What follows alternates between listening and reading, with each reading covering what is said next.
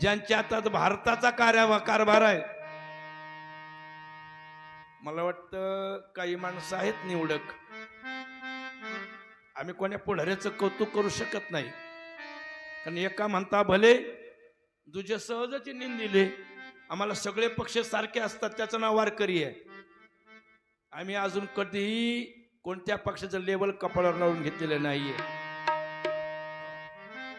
पण मला वाटतं एक चांगली गोष्ट आहे, निदान आपल्या देशाचा पंतप्रधान शाकाहारी तरी आहे. आणि कशावरून? दरवर्षी नवरात्राचा उपवास करतो तो पंतप्रधान देशाला लाभलेला आहे. म्हणून भारताकडून महाराष्ट्राकडे येतो, महाराष्ट्रातल्या नेत्याला म्हणतो, मंत्री असू दे, पदाधिकारी असू दे, आमदार खासदार असू दे,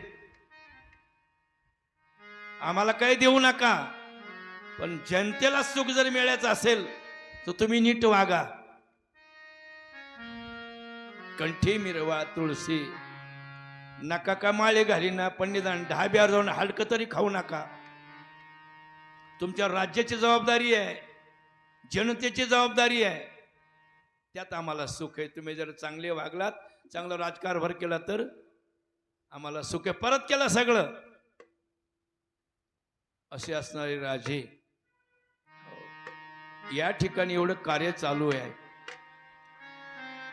रामा, यज्ञाचं रक्षण करायला नाही बोलवलं, तुम्हाला विद्या द्यायची, तुम्हाला उद्या राज्यकारभार चालवायचा आहे, दैत्य मारायचे आहेत, त्यासाठी तुम्हाला विद्या द्यायची. बरेच काही दिवस गेले. राम लक्ष्मणाला धनुर्विद्येचं त्या ठिकाणी दान दिलं विश्वामित्र ऋषीनं. आणि एके दिवशी सहज विषय काढला, रामा, आपल्याला जरा बाहेर फिरायला जायचंय. गुरुजी, कुणीकडे जायचंय? मोठा समारंभ आहे. कुणीकडं? इकडच्या बाजूला एक राज्य आहे,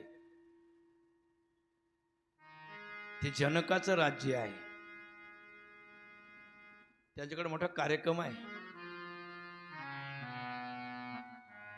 कोणता कार्यक्रम म्हणले? स्वयंवर आहे. अट घातलेली आहे, शिवधनुष्य जो उचलून बाण लावीन त्याला मुलगी दिली जाईल. खूप खूप वर्षापासून चालू आहे ते, पण अजून काही धनुष्य कोणाला उचललं गेलेलं नाही. पाहू आपलं समारंभ तर पाहू ना जाऊन. प्रभू रामचंद्रजी आणि लक्ष्मणजी म्हणाले, गुरुजी, तुम्हाला निमंत्रण असेल तुम्ही जाऊन या. कारण इतर राज्य लोकाला, राजपुत्राला जे निमंत्रण असतं ते संतालाही असतं ना. आम्हालाही काही काही लग्न पत्रिकेचे येतात ना, येतं आमंत्रण पत्रिका येते, फोन येतात, महाराज तुम्हाला यावं लागेल. आणि कधी कधी पत्रिकेत आमचा आशीर्वाद बी टाकते, महाराजांचा आशीर्वाद. आम्हाला तर जीवावरच येतं जायचं. कधी कधी संबंध जवळच्या असं जावं लागते. 12चा टाइम, 12:30चा टाइम असतो. 3, 3:30 जर वाटे तर लग्न लागतच नाही. 4 वाजता लग्न लागत नाही. लोक कंटाळून निम्मे वापस गेले. निम्मे राहिले ते कोणते राहिले? ज्याला रस्ता सापडा ना वापस जायचा ते राहिले. कळलं असेल तुम्हाला काय लग्न समारंभाचं महत्व, काय पावित्र्य आहे, काय मांगल्य आहे. मला वाटतं मी परवा बोललो, विधी व्यवस्थित पार पडला तर त्या लोकांचा, अर्थात नवरदेव नवरीचा संसार तरी सुखाचा होईल. नका विघ्न करू त्यांच्या लग्नात, नका विघ्न करू. पहिल्याने 2-5 लोक असायचे पेलेले, ते दबून राहायचे, नको बाबा नको बाबा. आता 2-5च बिगर पेलेले याचे वराडात. पहिले 2-5 पेलेले असायचे, आता 2-5 बिगर पेलेले. त्यांचं पाहून मग नवरीकडच्या लावसं आलं. ते म्हणजे आम्ही काय मेलेल्या माईचं दूध पेलो काय, मग आम्ही पिऊ. दोन्हीकडचे पेलेले. ते पाहून आता नवीन सुधारणा झाली आपली, नवरदेव सुद्धा प्यायला लागलाय. हातात कांकण बांधलं, तर हळद फुटेपर्यंत त्या मुलाला आपण काय म्हणतो? नवरदेव. नवरदेव म्हणजे सध्या इतकी प्रगती आपली समाजाची झालेली आहे की देव सुद्धा दारू प्यायला लागला. देव. काय त्या विवाह सोहळ्याचं महत्व आहे अहो. इतका दर्जेदार सोहळा आहे तो. देवानं लग्न लावून घेतलंय. महादेव पार्वती लग्न लागलंय. रामसीचं लग्न लावतोय आपण आज. भगवान श्रीकृष्ण रुक्मिणीचं लग्न लागतंय. अहो ही परंपरा ही आज काढलेली नाहीये. करमणुकी साधन नाही. ही परंपरा जुन्या अनादी काळापासून आहे. लक्ष्मीनारायण, रुक्मिणी पांडुरंग, उमा महेश, ही परंपरा आम्हाला हे कोणकडे घेऊन चालला माहिती परंपरा. जाऊ द्या, झालं त्याला काय होणार आहे. आता फक्त 2 जण राहिलेत बिगर पेल्याचे वराडात. 2 जण राहिलेत. तेवढ्याला दोघाला पाजून टाका. आपले गंगात घोडे न आले. कोण? नवरीन बामण.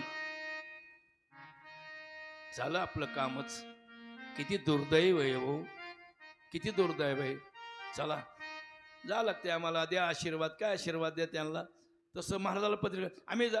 गुरुजी तुम्ही जा, तुम्हाला अधिकृत निमंत्रण आहे, आम्हाला नाही ना. आम्ही कसं यायचं? रामा तुम्ही राजपुत्र म्हणून नका चलू माझ्यासोबत. दशरथाचे चिरंजीव म्हणून नका चलू माझ्यासोबत. पण विश्वामित्राचे शिष्य म्हणून काय हरकत आहे यायला? आपल्याकडे जी मंडळी आलेली आहे, गायक वादक, त्यांच्याकडे मुलं आलेले आहेत. लहान लहान मुलं आलेले आहेत. ते हरिपाठामध्ये मस्तपैकी आनंद घेतात, नाचतात. निमंत्रण त्याला आहे का? नाही, त्यांच्या गुरुला आहे, आमचे महाराज मंडळीला आहे. पण ते का आले? निमंत्रक म्हणून नाही आले, किंवा यजमान म्हणून नाही आले, नाही पुरोहित म्हणून बी नाही आले, महाराज म्हणून बी नाही आले. गुरुजीचं संगत म्हणून आले, गुरुजीची संगती म्हणून आले. तसं तुम्हाला यायला काय सोबत आहे माझी हरकत? गुरुजीचे शिष्य म्हणून.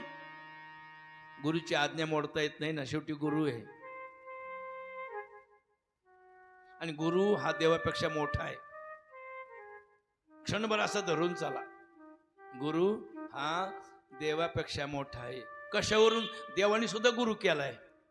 गुरु परमात्मा परेशु, गुरु परमात्मा परेशु.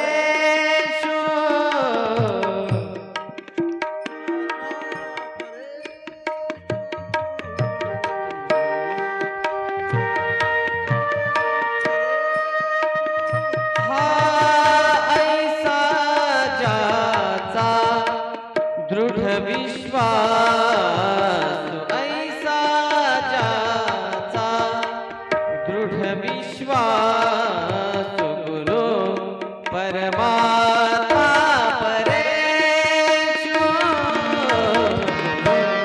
परमात्मा परेशु.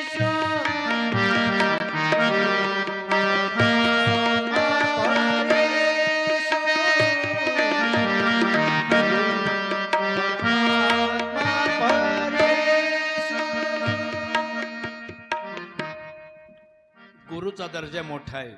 भगवान परमात्मा जगाचा मालक आहे.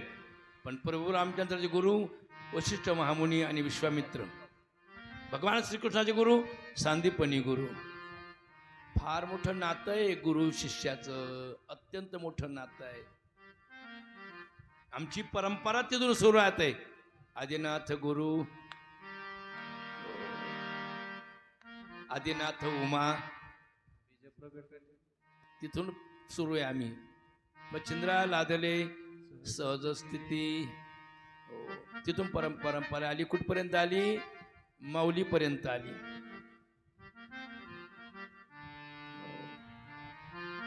गहेनी प्रसादे निवृत्ती दातार, ज्ञानदेवासार सोजविले.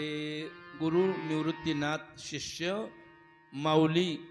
आणि माऊलीला सांगितलं गुरुजी आता ब्रेक लावा. इथपर्यंत आली गुरु शिष्य परंपरा. आता ब्रेक लावा. का बरं? गुरु शिष्य गुरु शिष्य गुरु शिष्य बस झाला. आता जरा हे ज्ञान, हे भांडार, हा खजिना मोकळा सोडा. कुलपात कवाला ठेवायचा? हे ज्ञान, हे शास्त्र पूर्वी कुलपात होतं, बाकीच्याला कोणाला वाटतच नव्हतं. सांगू, हे ज्ञान उघडं केलं माऊलीनं. ती गीता वाचता येत नव्हती सामान्य माणसाला, तर रूपांतर केलं ज्ञानेश्वरीमध्ये. गीता अलंकार नाम ज्ञानेश्वरी ब्रह्मानंद लहरी प्रगट केले. जाऊ दे, अहो नको नको माऊली नको, राहू द्या म्हणले. बस तुमची परंपरा पाहिलेली मी, या खोलीतून त्या खोलीतून त्या खोलीतून त्या खोलीत नाही. येऊ द्या मंदिरात, येऊ द्या सभा मंडपात, हे ज्ञान जाऊ द्या गाव हे ज्ञान. एकच आशीर्वाद द्या, ही ज्ञानेश्वरी फलीभूत व्हावी, एवढा आशीर्वाद द्या.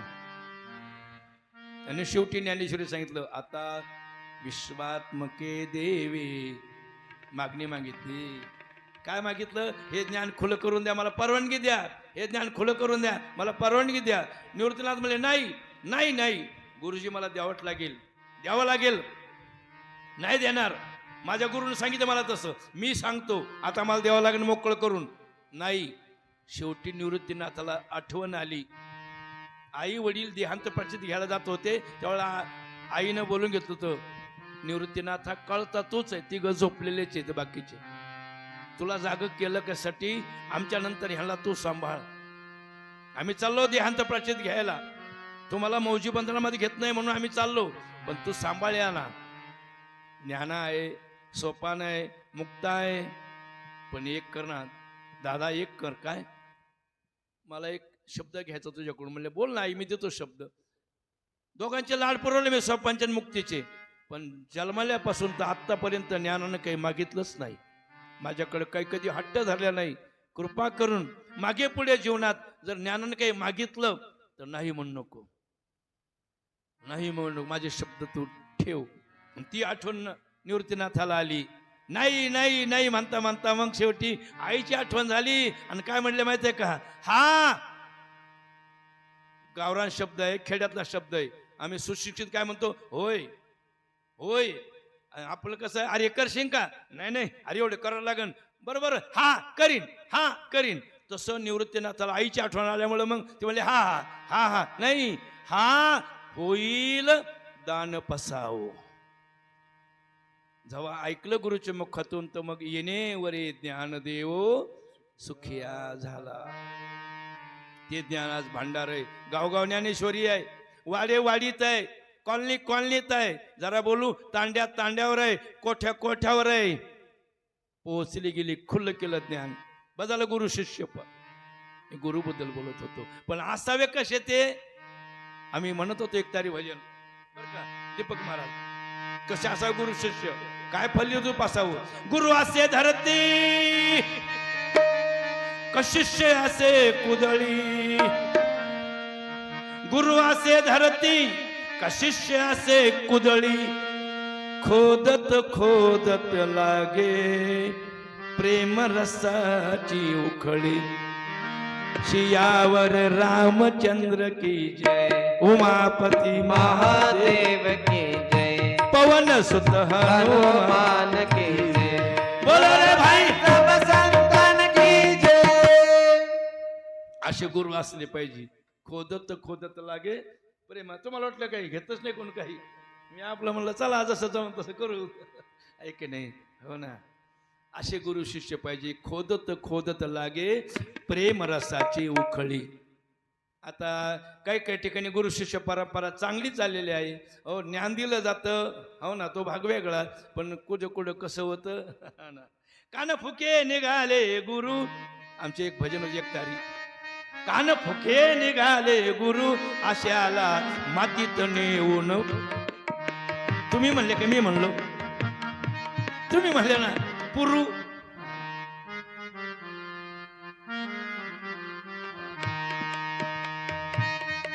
अजून हो, गुरु आताच्या काळात चिलम देतो शिष्याला. कशाची? गांजाची. गांजाची. त्यांचा मंत्र आहे, भम भोले टेकडीवाले, बम भोले टेकड़ी वाले. कमाएंगे गुरु, उलट झालं. हो ना. कमाएंगे गुरु, खाएंगे चेले, नाही तर दोघं उपाशी मेले. पोट भरायसाठी लागते काय गुरु शिष्य? पोट भरायला व्हायचं का महाराज? तुमचं नाही सांगत बरं का पप्पा. हो ना. पोट भरायला व्हायचं का शास्त्री? पोट भरायला व्हायचं का विद्वान? आणि पोट भरायला व्हायचं का साधू? मग याला साधून महाराज व्हायची काय गरज आहे? कुत्रे उपाशी नाहीत. पोट भरायची अक्कल त्याला बी आहे. कॉलनीमध्ये त्याला सगळं माहिती आहे कुठं आपल्याला भाकर टाकली जाणार आहे म्हणून. तिथं जाऊ आपण. जाऊ द्या, कुत्र्याबद्दल डुकराबद्दल काय बोलायचं. पोट कसं भरावं हे मच्छरला सुद्धा कळतंय. मच्छरला कळतंय. तुम्ही पहा, डोक्याच्या केसर कधी मच्छर बसतं का बसत नाही? तेव्हा ते माल नाही तिथं. त्याला जे रक्त लागत आहे मच्छरला, ते डोक्याच्या केसातून नाही मिळतं काय? नाही. मग कुठं बसतं? आपल्या त्वचेवर. का? इथं माल आहे. मग जर पोट भरायची अक्कल मच्छरला असेल आणि आम्ही जर एवढे मोठे डिग्र्या घेऊन जर नुसती पोटच भरत असलो तर आमच्यापेक्षा मच्छर बरं आहे. राम सिया राम जय जय राम सिया राम जय जय राम सिया राम जय जय राम सिया राम जय जय राम. श्री राम जय राम जय जय राम. श्री राम जय जय राम. श्री राम जय राम जय जय राम. श्री राम जय राम जय जय राम. हो श्री राम जय राम जय जय राम. श्री राम जय राम जय जय राम. हो श्री राम जय राम जय जय राम. श्री राम जय राम जय जय राम. जय राम जय जय राम.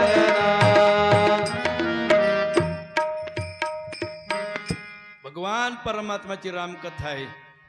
गोड आहे, पतित पावन आहे. यावं लागते रामा. चला गुरुजी, तुमची आज्ञा आहे. बराच दिवस प्रवास केला. बरेच दिवस का केला? पायी चालू लागत होतं. अरण्यातून जायचंय. तेव्हा गाड्या नव्हत्या, रोड नव्हतं, काही नव्हतं. पायी प्रवास, 100% पायी प्रवास. बरंच अंतर चालून जाता जाता एक चमत्कार घडला.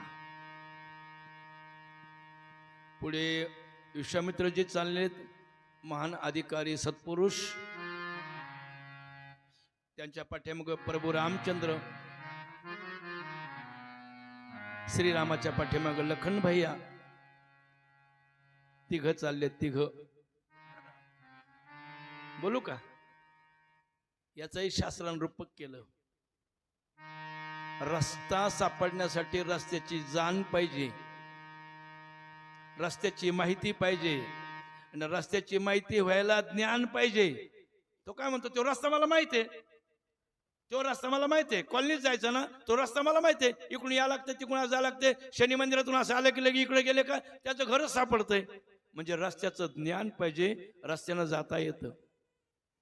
ज्याच्याकडे जायचंय त्याच्यावर श्रद्धा पाहिजे, जाऊन फलभूत होतं. सांगू शास्त्र.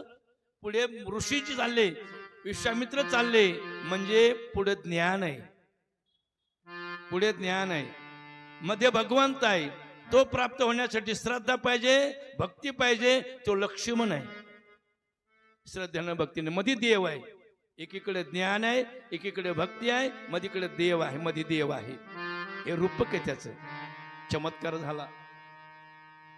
चरण रजीची धूळ लागली आणि एका दगडातून बाईत निर्माण झाली. लखनबाई म्हणे, काय झालं काय झालं काय झालं? गुरुजी गुरुजी बघा ना. गुरुजीने मागं पाहिलं. बघा नाही काय झालं. प्रभू बोलत नाही. जे मोठं काम करत असतो ते बोबाटा नसतो करी स्वतःचा. प्रभू बोलत, बघा ना गुरुजी बघा ना काय झालं. बघा ना, इथं काही नव्हतं. अचानक बाई, ती म्हणले अचानक कुंकून इकून आली का चालत म्हणले नाही, इकून आली का म्हणले नाही, मग झाली म्हणजे इथं काय दगड का काय होता बाबा, तेच झाली. विश्वामित्रजी हसले. लखन भैया, म्हणूनच या रस्त्यानं तुम्हाला घेऊन आलो. त्याला त्रिकाज्ञानी महान अधिकारी पुरुष म्हणतात.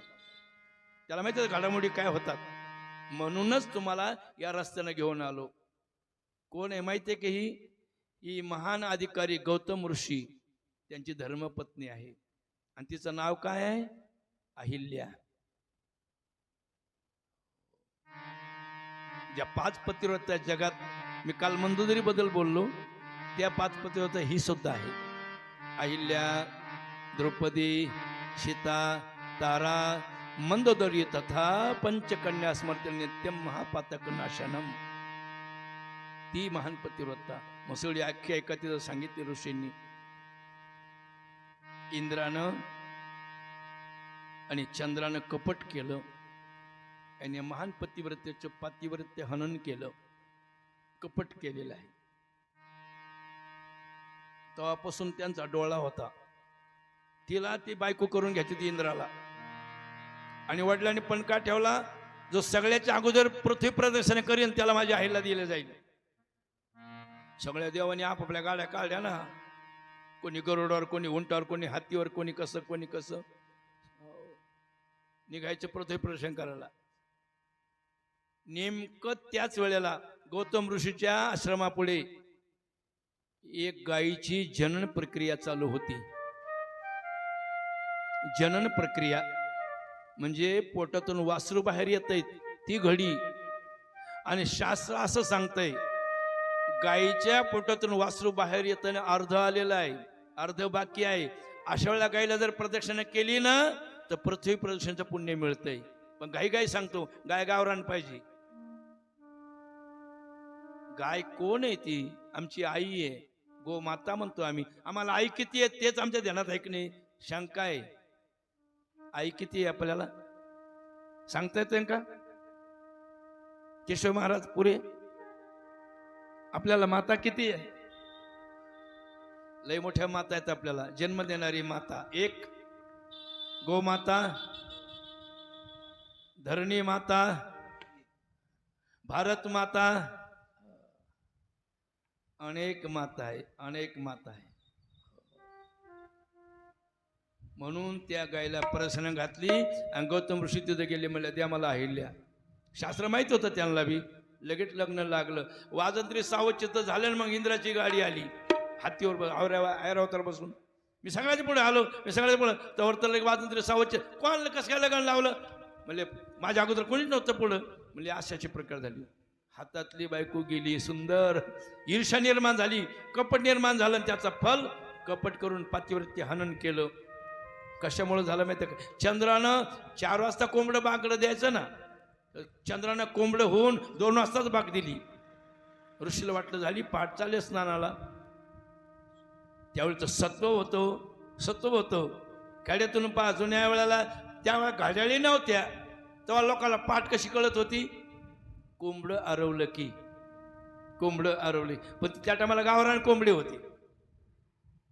जुन्या काळात देशी गावरान कोंबडे होते म्हणून बरोबर वेळेच्या बरोबर पहाटे 4लाच बाग द्यायचे ते.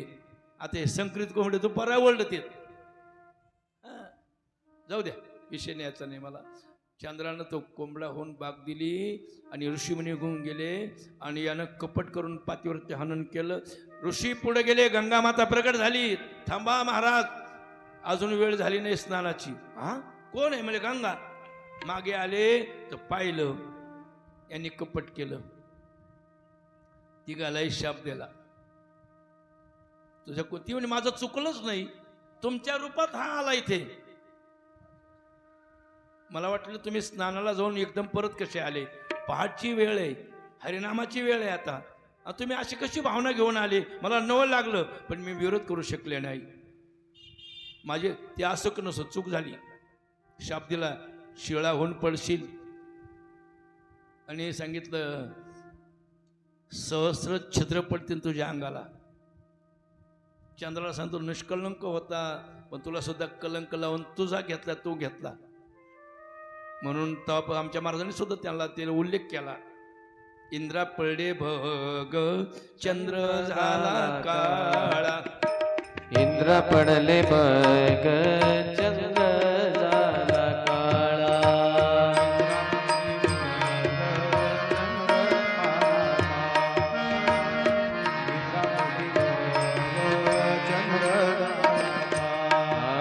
नारद चुकला चाळा भजनाचा.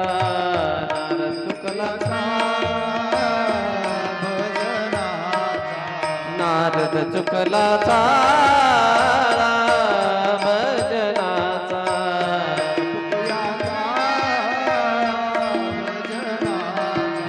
इंद्रा पडले बग चंद्र झाला काळा. इंद्रा पडले बग चंद्र झाला काळा. इंद्रा पडली बग चंद्र झाला काळा. इंद्रा पडली बग चंद्र झाला काळा. एक आपलं केलेलं कोणालाही चुकत नाही. मग तो सामान्य माणूस असो, श्रीमंत असो, पदाधिकारी असो, महाराज असो का देव असो. पर्यशी गवारा सादर कर्मे निर्वंश झाला सगर. बिल्ले विंधीला सारंगधर झाला पुरंदर सहस्र नयन. पुरंदर म्हणजे इंद्र. झाला पुरंदर सहस्र नयन. हजार छिद्र पडले अंगाला. इंद्रा पडले भग चंद्र झाला. जर त्यांना चुकलं नाही केलेलं तर आपल्याला कसं चुकेल? चुकणारच नाही. कर्मे श्रीराम वनवासा गेला. कर्मे रावण क्षयो पावला. कर्मे दशरथे वियोग गेला. वियोग घडला सीता देवी. यांना सुद्धा नाही चुकलं. कर्मे श्रीराम वनवासा गेला. कर्मे रावण क्षीण पावला. कर्म दशरथ वैकुंठा गेला. वनवास घडला सीता देवी. देवाला हे चुकलं नाही मायबाप तर आपल्याला कसं काय चुकेल? शेवटी ती हात जोडून गायवाया करू लागली पतीला. अहो मी तुमची अर्धांगी आहे. द्या शाप मी होईल पण उशाप तरी द्या ना. रोग तर होतोय ना त्यावर विलाज काढा ना एखादा. म्हणजे त्रेतायुगामध्ये परंतु रामचंद्राचा अवतार होणे या रस्त्यानं जातील. त्यांच्या चरण रजकणानं तुझा अवतार होईल. ती वेळ आली म्हणले आता ती आहे. अशा यांच्या चर्चा चालू तोपर्यंत गौतमजी ऋषी आले. ऋषीजी आमची विनंती स्वीकार करा. चुकली पण धर्मपत्नी आहे. काय ताकद आहे प्रभूच्या चरण रजाच्या. काय सामर्थ्य आहे.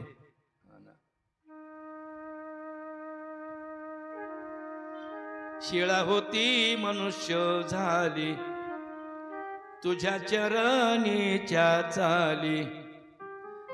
लंका दहन केली हनुमंते काशाने. कोणाची ताकद आहे?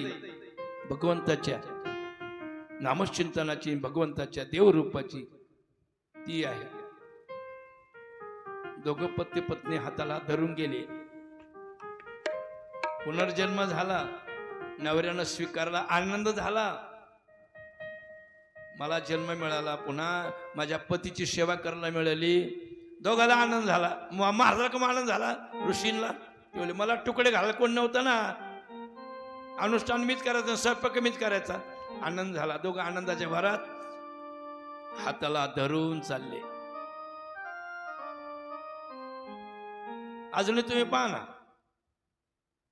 संध्याकाळी 6 वाजता 6:30ला 7ला बायपासला जोड्या फिरत्यात. हाताला धरूनच एक नाही. हाताला हात धरू नये. पती प्रेम पत्नी प्रेम. चला पुढे प्रवास करायचा आहे. आपल्याला मिथिला नगरीला जायचं आहे. पायी चालत बरेच दिवस गेले. मिथिला नगरीच्या उपवनामध्ये थांबले. काय शोभा आहे तिथली. मिथिला नगरीचा राजा, त्याचं नाव सांगता येईल का? असं कसं? मिथिला नगरीचा राजा. बरं आणखी ओळख करून देऊ का? जो सीतेचे वडील व्हायचे अधिकार ठेवतात त्यांचं नाव? कोणीतरी गिऱ्हाईक राहणार बाबा दुकानाला ना, दुकान तर बंद पडून. हो ना, जनक. जनक राजा सामर्थ्यवान. त्याला विदेही राजा म्हटलेला आहे, वैदेहाची नगरी म्हटलेलं आहे. आणि सीतेला कधी कधी शास्त्रामध्ये वैदेही म्हटलेलं आहे. वैदेही म्हणजे विदेह राजा जो आहे, देहाचं भांडण राज्य सांभाळतो, त्याची कन्या म्हणजे सीता आहे. तिला वैदेही म्हटलेलं आहे. किती किती देहाचं भान नाही, ब्रह्मपदावर पोचलेला ना राज्यकारभार चालतोय असा राजा नाही कुठे. ब्रह्मपदावर पोचलेला, देहाचं भान नाही आणि मग राज्यकारभार पाहतो. आनंद आहे सगळीकडे.